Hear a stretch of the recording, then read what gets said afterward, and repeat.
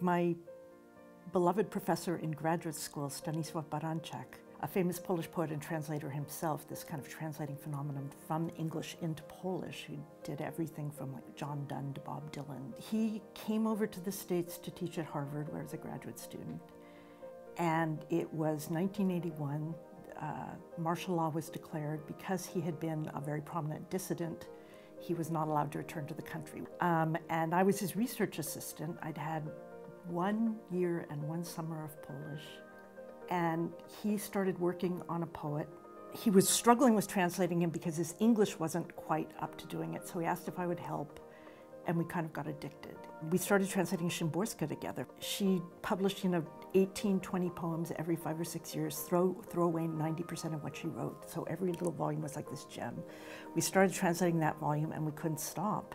We got the Penn Translation Prize for Outstanding poetry translation for that year. It's sold 4,000 copies now, which is like a big seller for poetry and translation. And then Szymborska got the Nobel Prize. There's a whole body of scholarship out there now talking about world literature and the politics of translation and so forth. But you just realize that literary translation is kind of the mother lode. It's where all literature comes out of it. Everybody says poetry can't be translated. Well, tell that to Homer. Tell that to the various writers of the Hebrew Bible. We live on those translations. They feed everything we do.